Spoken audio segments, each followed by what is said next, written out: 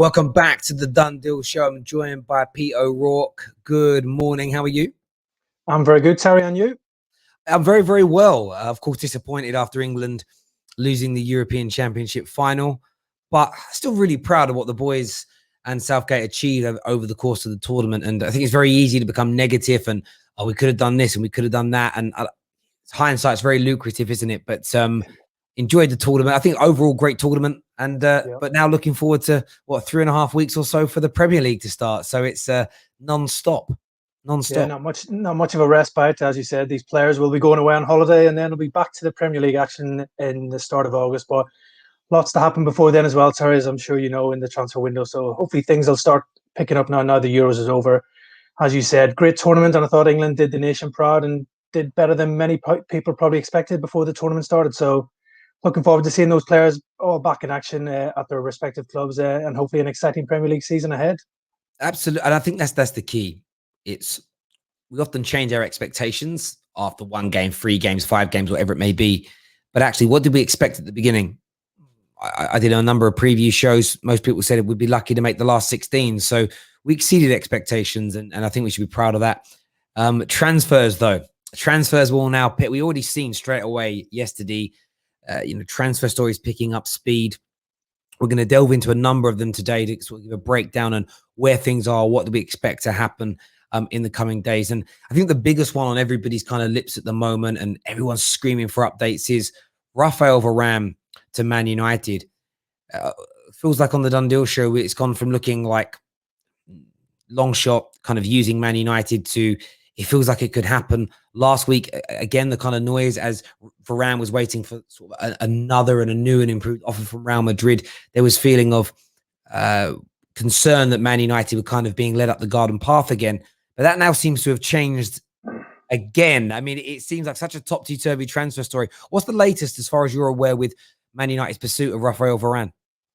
Yeah, the latest on this one, Terry, seems to be that Man United are growing ever confident that they might be able to get this deal done and get it over the line. So, which would be a great addition for Manchester United to get somebody like Varane into the side for next season. We all know he's got 1 year left on his contract at Real Madrid. Those talks have stalled. I know Carlo Ancelotti would love to keep Raphael Varane, but I think that the two parties are struggling to come to an agreement on what Varane wants on his personal terms. He'll be looking at a long-term deal on big money, now seeing that the likes of Sergio Ramos have left and everything else. So he'll be looking top dollar at Real Madrid. It seems like Manchester United are willing to pay him that top dollar, talk of 10 million a season in some places. And I think probably Manchester United and PSG, who have also been mentioned in connection with Varane, are probably two of the only clubs in Europe that can afford those types of personal terms right now. So Manchester United are getting the right encouraging signs, I think, from Varane's people. Talks are ongoing.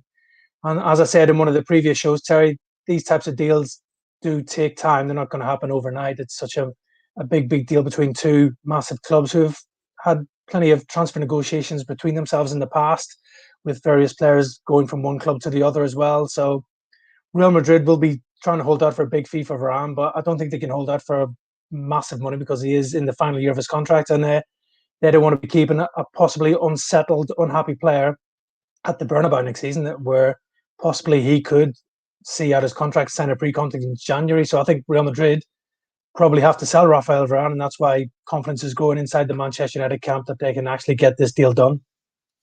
Yeah, absolutely. I was reading a report from a Spanish journalist a day or so ago, and Madrid had made another offer. Carlo Ancelotti tried to make contact, and he just hasn't responded to him. Now, we know he's on holiday, but it takes 20 seconds to let your agent know, yeah, that looks good. That's encouraging. But Madrid's stance is very much, we're getting radio silence right now from Raphael Varane. So nobody knows he's official and his final decision. But it sounds like Real Madrid are kind of offsetting the risk by starting the conversations with Man United around fees. They want around 60 million they're asking for. I think Man United want to pay between sort of 40 and 50. But it does appear that, again, no one knows what his final decision is going to be. But it just feels like one of them deals where if Man United get their due diligence done right and just keep the pressure on Real Madrid, they could certainly land an 80, 90 million pound player for almost half that money this summer, who walks into this team with ease, really. And that the quality that you could then see between him and Maguire as a partnership is is quite palpable. Yeah, it'd be a brilliant signing for Manchester United. Proven winner, not just on club level, but also on the international stage for France, a World Cup winner. And I just think going into that Manchester United dressing room, he would lift the rest of the players there. And I think it wouldn't just be the fans that it would lift the squad who think we've got a proven winner coming in here. He's coming to Manchester United to try and win Premier League titles, to win Champions Leagues as well, which he's done at Real Madrid. So I think getting him in beside Harry Maguire, who I have to say had a very impressive tournament for England at the Euros, probably surprised a few people and shut up a few critics of Maguire. I thought with his performances, those two look a formidable centre back pairing for me right now. You probably, if them two together, you would say probably arguably could be the two best centre backs in the Premier League, and that's going to give Manchester United a brilliant foundation to try and build on the improvements that we've seen under Ole Gunnar Solskjaer in the last couple of seasons. And they just need to go that next step to try and go and win a trophy. And if you've got people like Raphael Varane coming in, it's only going to enhance your chances of going the next stage and picking up silverware. Yeah, no doubt about it. I think it's something that, as you say, with Maguire, we saw him next to a quality centre back in John Stones. We saw the elevation in him.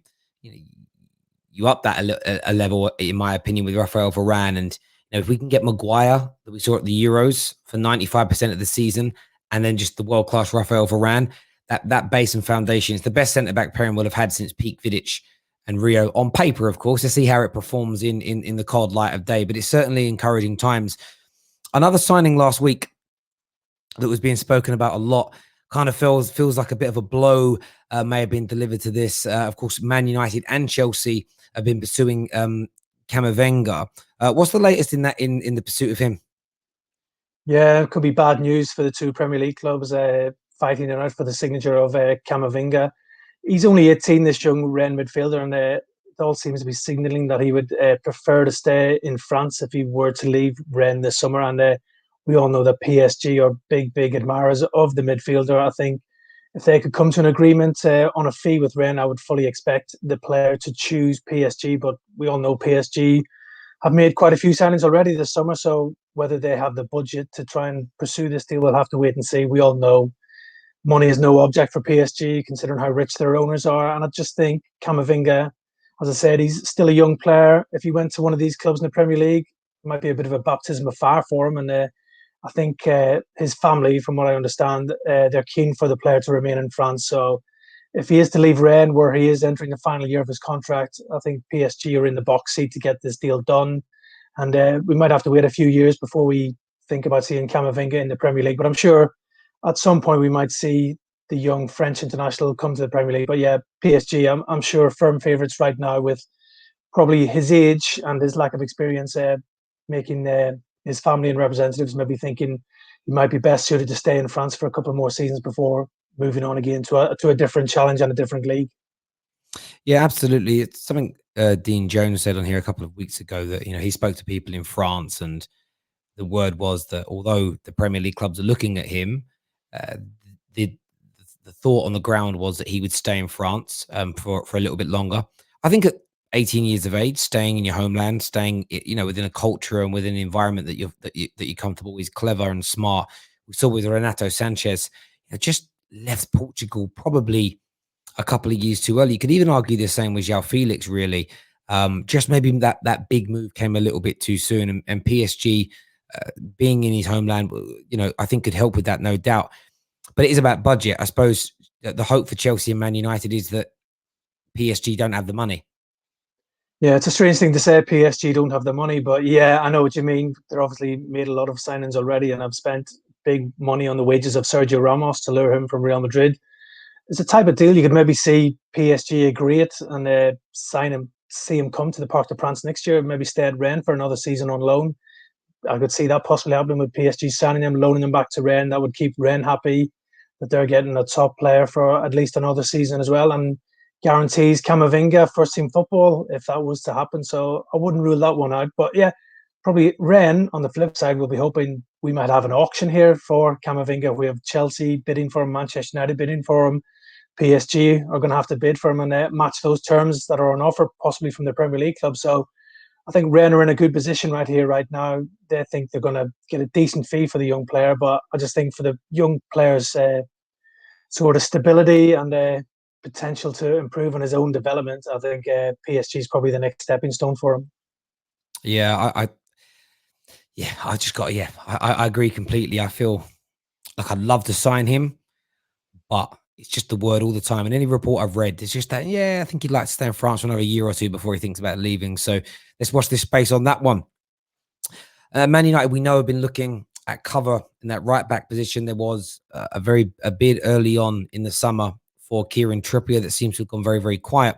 There's reports now that AC Milan are the favourites in their pursuit to land Diego Dalot from Manchester United. They hope to get that deal done. What's the latest on him potentially leaving Manchester United? Is it if Man United can bring in cover? What's the current scenario surrounding Dalot and his potential exit from Manchester United Football Club? Yeah, I think Manchester United are pretty much open to this one, whether they bring in cover at right back or not. They obviously loaned out Dalot last season, and he did quite well at AC Milan. Played quite a number of games and helped them finish in the Champions League places in Serie A. So it was a beneficial loan for him. He won his place back in the Portugal squad as well and featured for them at the Euros. So I think Diego Dalot probably knows his days at Old Trafford are numbered. He doesn't really seem to figure in Ole Gunnar Solskjaer's long-term plans there. He couldn't really get in the team with Brandon Williams ahead of him as well in places at the either right back or left back, because Dalot is a versatile player, came with a big reputation when he joined Manchester United from Porto, but just didn't really work out for him. So some leagues don't work out for some players, as we all know that throughout the years. That seems to be the case, and maybe he's better suited to playing in Italy. And as I said, he's recaptured some of his best form for AC Milan. They're preparing for the Champions League next season. They want to bring him on board in a permanent deal. And I think for Manchester United, they would definitely sell, because if they can get a decent fee for Dalot, it might put some money into their coffers that they can reinvest elsewhere in the squad and maybe pay towards a Raphael Varane deal, or who knows, if they were to come back in for a Kieran Trippier, they've got money from the sale of Dalot to put towards that as well. So I'd fully expect Diego Dalot to leave Manchester United this summer. I agree with that. I think there's a lot of Man United fans that will be disappointed because they want to see him given a go. But you're not sending bids in for Kieran Trippiers if, in your heart of hearts, Dalot's part of the plans. You just don't do it. He's part of your plans. You've already got him. You don't need to bid for anybody else. So the writing certainly seems to be on the wall there. With Kieran Trippier, is that a deal you expect Man United to explore maybe later on down the line when they've addressed the centre backs or central midfield areas at the club? Yeah, I could very well see them coming back in for Trippier. As we know, they made a real cheeky 10 million bid for Trippier during the Euros, which was never going to be enough for Atletico Madrid to sell him. Again, he had a decent tournament for England, set up that goal for Luke Shaw in the final against Italy, and that maybe had Man United fans excited at the prospect of that, of Luke Shaw and Kieran Trippier linking up like they did in that game. Man United are very interested in Trippier. Trippier is interested in coming back to the Premier League and would jump at the chance of a move to Manchester United, but Atletico Madrid are very determined to keep hold of the England fullback. He helped them win La Liga last year. Diego Simeone is a big admirer of the player as well. I think after that cheeky bid from United earlier in the summer, Atletico sort of laughed it off and have said, if you're not coming back with 35 million euros, don't bother coming back. So I think that might be a bit too rich for Manchester United right now. Obviously, Kieran Trippier is at an age now where maybe there's no resale value in him if you were to buy him. So Manchester United aren't willing to pay that fee. And I think Atletico Madrid are ready to price him out and maybe offer him a new contract as reward for his fine season last season. So maybe a pay rise and a new contract could be on the cards for Kieran Trippier at Atletico Madrid. But the interesting angle here is, Terry, is that Raphael Varane and Kieran Trippier both looked after by the same agency. And obviously Manchester United, we know, we're in talks with Varane and have been in talks regards Trippier this summer. So I'm sure talks are ongoing. And if there's any indication that maybe Atletico could sell or would be willing to sell Trippier, I'm sure those discussions are ongoing as the discussions are going on between United and Raphael Varane's agents. Yeah, and I do you know what? I think when it comes to certain positions and players, I feel like Raphael Varane, we know Sancho because it's practically done, medical's ongoing. I think those deals can be done irrespective of who we sell. But I think Trippier's and maybe a central midfielder, I think it's looking at the Pogba, the Martial, the Dalot and a few more maybe sort of fringe players in relation to, can we get them out? Can we get a little bit of a fee in and save on their salaries? And then I think maybe you go back in for the Trippiers of the squad. It appears, I think I get the feeling that Trippier would like to come back to England and play for Manchester United. But as you say, it's getting that deal with Atletico Madrid negotiated in place, which will be the stumbling block here. Yeah, trying to agree a fee, I think, will be hard work. As I said, Atletico looking at least 35 million for any possibility of a deal happening. I just don't think Manchester United are willing to pay that for a possible backup right back to Aaron Wan-Bissaka. They're probably thinking we might get better value elsewhere. So I think if Atletico continue their stance of demanding that money for Trippier, I don't see this deal happening. And I know once United made that first bid was rejected, they did walk away from the deal, but that doesn't mean they might not revisit it before the close of the transfer window at the end of August. But if I was a betting man, I don't see Kieran Trippier making that move to United this summer. Fair enough. Chelsea Football Club, they're not as busy as they were last year. I think, was it like 62,000 signings they made last year? It felt like every day there was a new player holding up the famous blue shirt. But the Haaland situation, I love this deal. I love the deal because of the size of the money. I love the battle in the media. I like people going after Dortmund's players when they make a stance of, we will not sell, because I truly believe in my heart of hearts they are a selling club, and they don't like to admit it or say it out loud. But listen, it's the truth for me. A couple of big sort of stories have emerged and detailed that essentially they will not turn down a bid of 175 million euros or 150 million pounds. There are reports and people in the industry talking about Chelsea working on putting a deal together that could maybe get this done. What's your current understanding of the situation with Chelsea's pursuit of Haaland? Yeah, this is going to be probably the story of the summer. I think this one, the transfer saga as well. Chelsea aren't going away in their pursuit of Erling Haaland, despite Dortmund's best attempts to try and fend them off and say that Erling Haaland will remain at the club next season. As we talked a couple of weeks ago, Terry, on one of the shows, Roman Abramovich has taken a personal interest in this transfer. He is the one pushing for it. He's willing to delve into his pockets and pay the big money, whatever it takes, to get him out of Borussia Dortmund. And that's the real encouraging signs for Chelsea fans that this deal could possibly happen. Roman Abramovich has taken a personal hold on this one. He's ready to push the button and say, look, here we go. We've got the money. Let's put the bid into Dortmund and see how they respond. Dortmund, we all know they did a good sort of negotiation last year in keeping Jadon Sancho, but then have ended up selling him this year for less money than they would have got last year. So they're a well-run club, but if somebody comes in and offers you 175 million pounds, it's going to be very hard to turn down. It seems that Chelsea are willing to go close to that mark, if maybe not that mark. And Abramovich just desperately wants Erling Haaland in a blue shirt and at Stamford Bridge next season. So if they can agree a fee with Dortmund, I can't see anybody else sort of matching Chelsea's bid right now. As that is a lot of money, considering we've had the COVID pandemic affecting finances across all the top clubs in Europe. Personal terms won't be an issue. We've had indications that Haaland would seriously consider a move to Chelsea as well. The Champions League holders, Haaland's dream is to win the Champions League. And if he goes to somewhere like Chelsea, he's going to have a good chance of fulfilling that dream and winning the Champions League. But this one, again, such mega money that's involved, it's never going to be straightforward. It's going to probably drag on and drag on. But for Dortmund, they know they've got that sort of scare in the back of their mind that Erling Haaland has a release clause which becomes active next summer, and they will be able to do nothing if somebody activates that clause of 75 million pounds. So if you're able to get 150, 175 from now, surely that makes good business sense. So yeah, this could be the whole story of the summer if it was to happen. Yeah, absolutely. And I think Chelsea are very smart.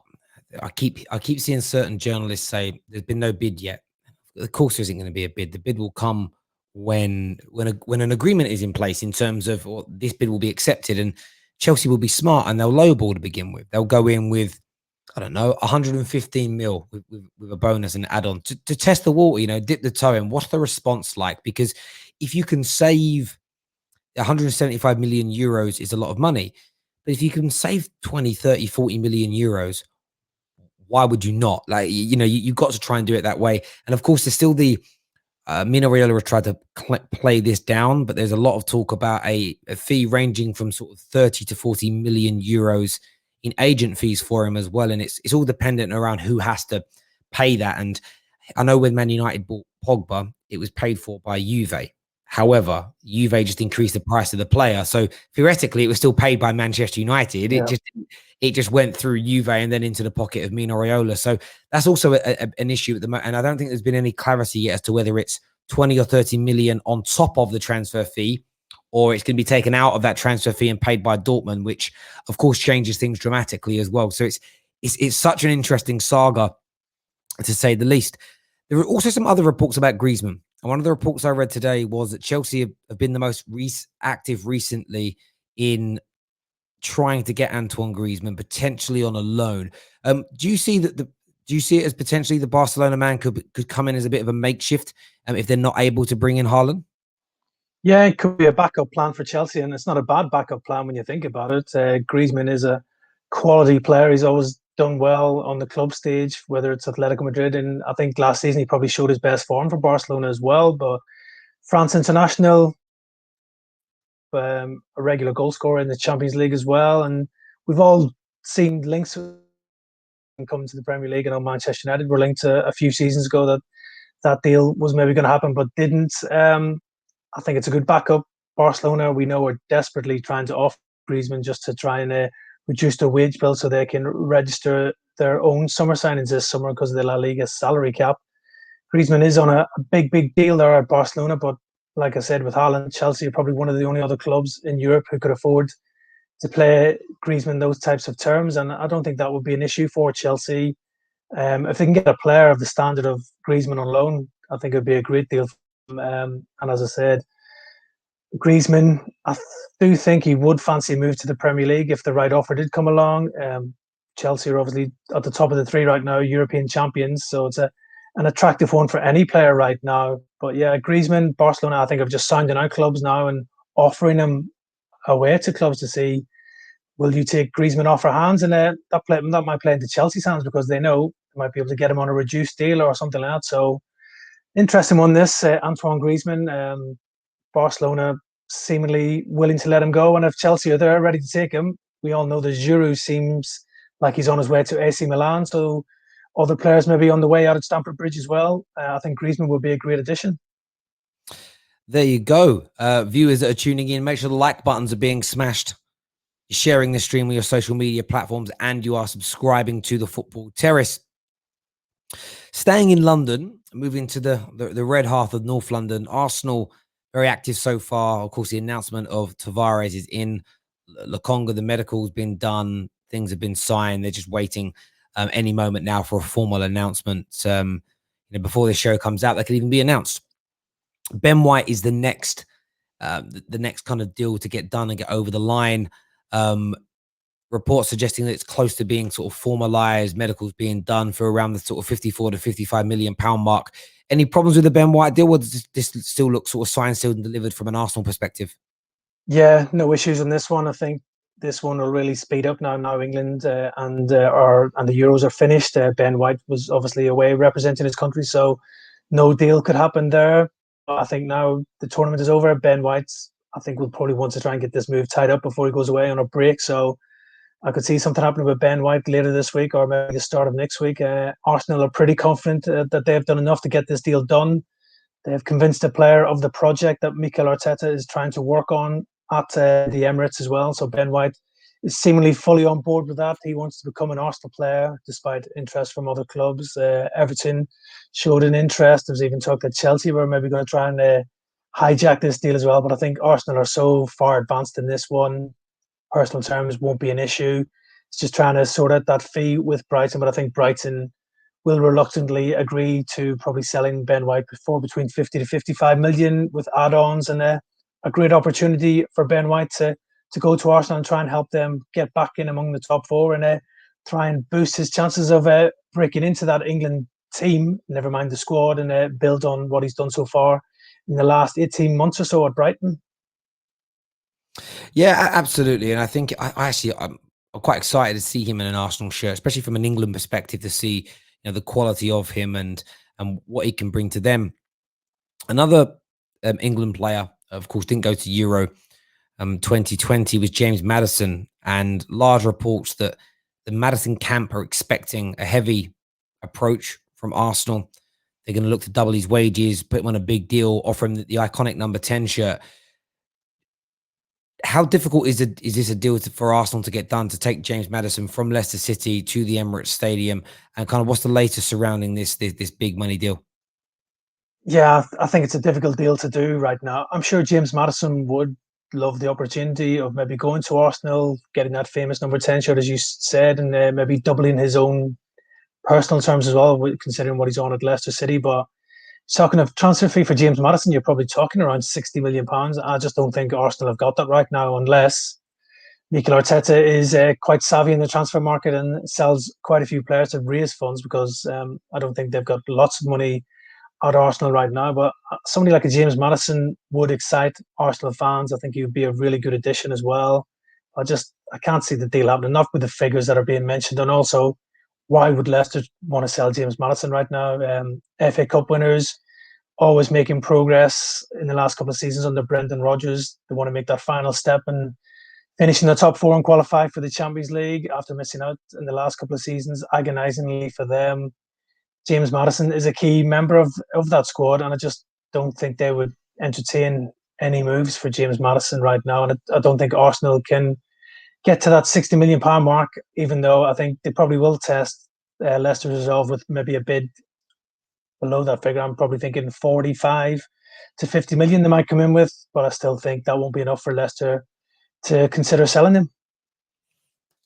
It's certainly going to be an interesting one to see what they can do and how hard they go at this. I mean, if they do spend the money and they do sort of really, the Kroenkes do put their hands in their pockets, and it's starting to look like a very productive transfer window for Arsenal. Still with, as we said earlier, like a number of other deals they've already worked on.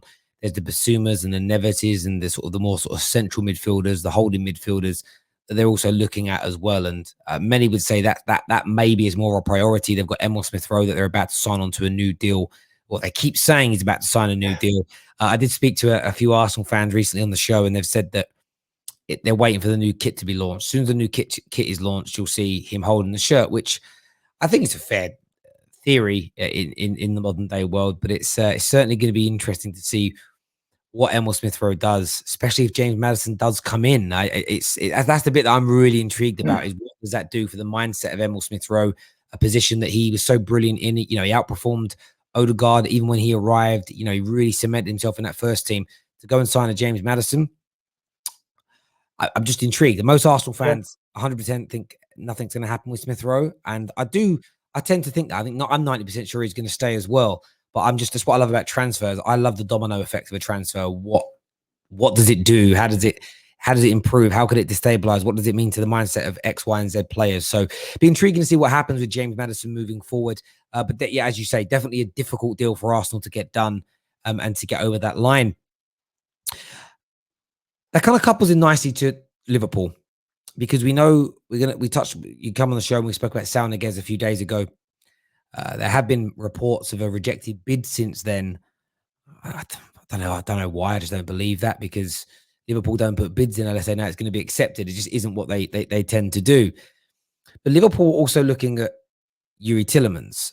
Reports from some of the leading Belgian correspondents at the end of last week that Youri Tielemans would like to join, that Liverpool are big fans of his. What's the latest on Liverpool's pursuit of Youri Tielemans, Sal Niguez, and the kind of the midfield hole that they've had left by Gini Wijnaldum and then replacing him? What's the current latest coming out of Anfield?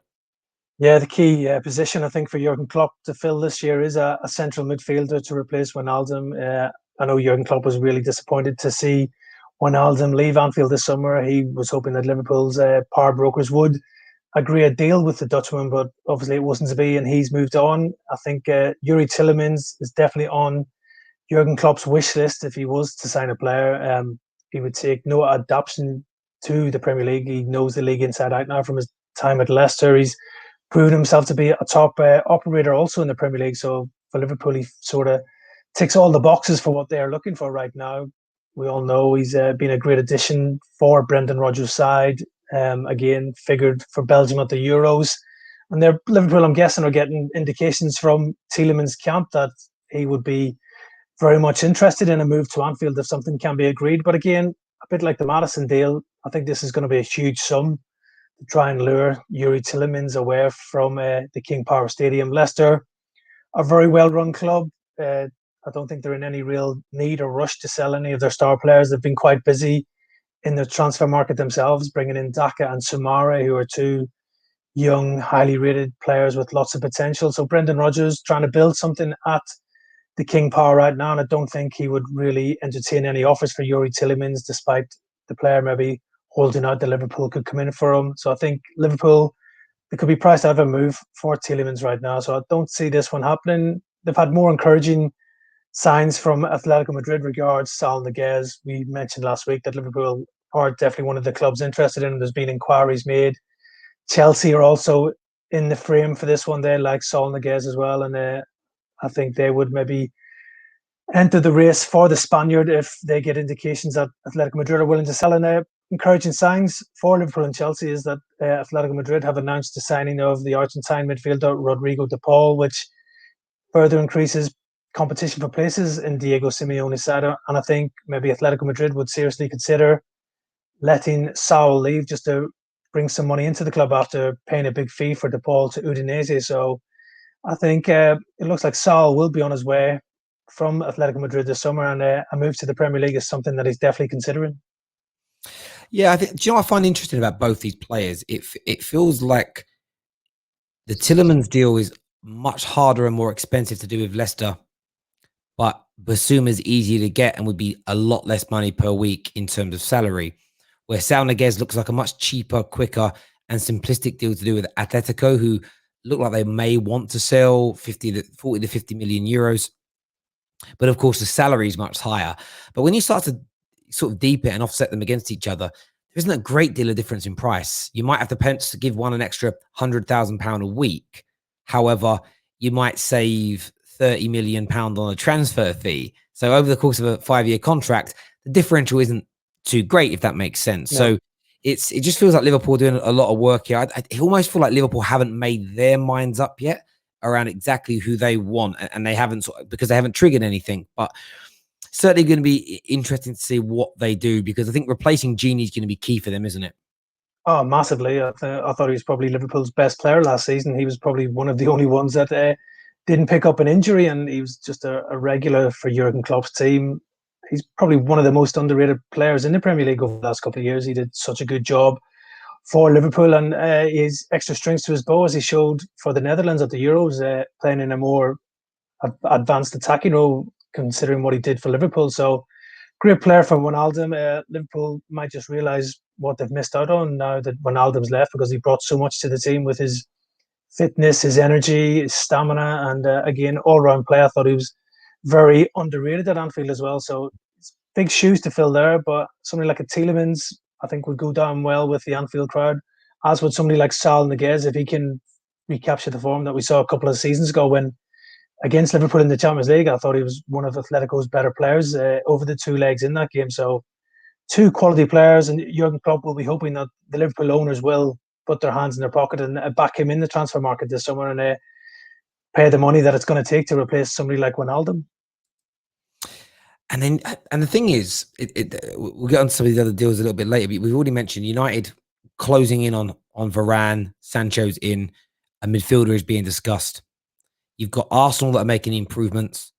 You've got Chelsea that are going to be good anyway. And if they do pull off this Haaland deal, if I still think financial fair play is something that they're looking at there in terms of, it's still very blurred. If they can get some clarity around how it's going to work, Roman will sink his hand in his pocket. We're going to touch on Man City a little bit later with the pursuit of Harry Kane and Grealish. Some reports I read today suggested that they're really going to get serious in sort of in the next week or so over their pursuit of Harry Kane. Jurgen Klopp needs Liverpool to spend, because if those clubs all land some of, if not all, their major targets, Liverpool could fall behind that curve, especially, as you say, with losing someone like Genie that was so influential for their team. And I see a lot of stressed Liverpool fans on social media at the moment, really worried and concerned about how they're actually operating, the kind of business that they're doing. Do you understand that frustration that the Liverpool fans feel right now when they're seeing the business that everybody else is kind of doing or working on? Oh, massively. You can understand. They can see their rivals, Manchester United, spending over £70 million on a world-class player like Jadon Sancho, getting close to maybe signing Raphael Varane. And we know Chelsea, Manchester City have got the funds to make some big signings as well. And I'd imagine they will make some additions to their squad before the transfer window closes as well. So Liverpool fans have been crying out for years for their owners to back Jurgen Klopp in the transfer market. I know he wasn't happy in January when he had all the defensive issues that he had with Van Dijk injured, Gomez injured, Matip injured. They had to go and take Ozan Kabak on a loan with an option to buy, and Ben Davies from Preston, who I don't even really know that Jurgen Klopp knew who he was. So it was a difficult one for Klopp. He really wanted to keep Wijnaldum, but again, Liverpool failed to come to an agreement over a new contract, a long contract that Gini Wijnaldum was hoping for. So that was a blow for Klopp, and I think he knows it's going to be a big season for him. Obviously, the title defence didn't go as planned last year for various reasons. He'll be looking to mount another assault on that Premier League title, but he knows that it's going to be even harder than ever with his rivals strengthening. So Liverpool, if they don't want to fall behind their rivals, are going to have to make moves in the transfer market and give Jurgen Klopp more options to work with. No doubt about it at all. One of the other midfielders linked with Liverpool has been Renato Sanchez, who 2 European Championships running has been sort of standout player and performer. Tottenham have been linked with him in recent days via the French media. We know that Arsenal, Liverpool, Barcelona have also been keen. Do you see this being a realistic target for Tottenham? Could they bring Renato Sanchez back to the Premier League? Yeah, it's a realistic target, but it probably depends on a lot of things. For Tottenham, I've been told there's not a lot of money at Tottenham this summer. They're going to have to generate a lot of their own funds. Whether that is the big question of cashing in Harry Kane, or maybe selling some other players, the likes of Serge Aurier, Toby Alderweireld, maybe Harry Winks, could all be allowed to leave the club this summer to try and bring some much needed revenue in. But I could see Renato Sanchez being a target. He's a young player. He had a good Euros, as you mentioned, Terry, for Portugal. He's at Lille. We all know Lille are a selling club. They will probably take any good offers that they might get for their best players. And you're probably looking at Sanchez being around the 30 to 35 million mark. And he's a top young player.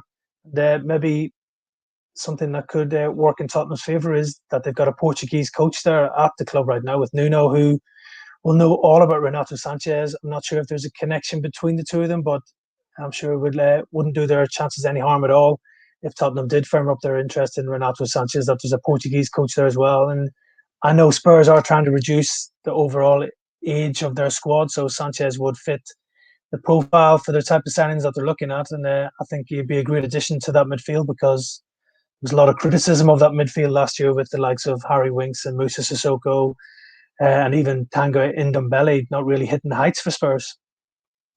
Yeah, totally agree. And I think, Ndombele is one I'm really intrigued to see under Nuno, and the progression of him and how much he improves. But you put on an interesting thread there around not that there not being a lot of money, and maybe now is the right time to kind of cash in on Harry Kane. Do you see Man City, although they keep claiming they don't have the money for either Kane or Grealish, do you see Manchester City coming in and putting a serious bid and a serious amount of money on the table to try and land Harry Kane from Tottenham, or Jack Grealish from Villa in the coming weeks? Yeah, I do. I can see Manchester City really firming up their interest in both of these players. We heard while during the Euros that City were preparing £100 million offer for Kane, and were maybe even going to offer players in exchange as part of any deal for the England international. Now the Euros are over, I think these things will accelerate. Talks have been going on between the clubs, just initial inquiries to see what it would take to maybe get him out of Tottenham. We know Tottenham are very reluctant sellers of Kane. Daniel Levy is determined to keep him, doesn't really want to sell him, especially to a Premier League rival. But Manchester City and Pep Guardiola have made Kane their top target, and they want to try and bring him to the club this summer. But I just think it's a hard deal to do, especially when you're dealing with Tottenham and Daniel Levy. I think going to be looking at least 130 to 140 million pounds to even consider selling Kane. And as you said, we've had Pep Guardiola questioning how can they afford strikers in the current market because of the prices. I think if there's one deal to happen in City, it'll be Grealish rather than Kane. I think he's the one that they might be able to get to.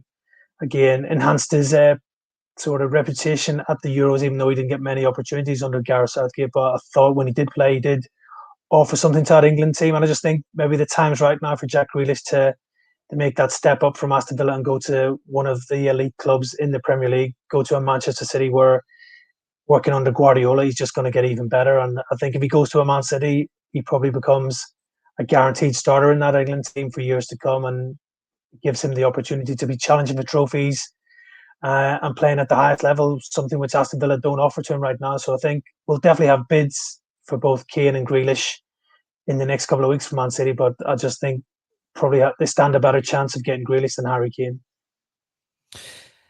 Yeah, it's one of those ones where it's very hard to see him landing both in the same summer. The financial situation at Tottenham is what's going to be key. Something that's I don't remember who said this to me now, but it might have been Dean. It was that way up of, yes, cashing in on Harry Kane's important, but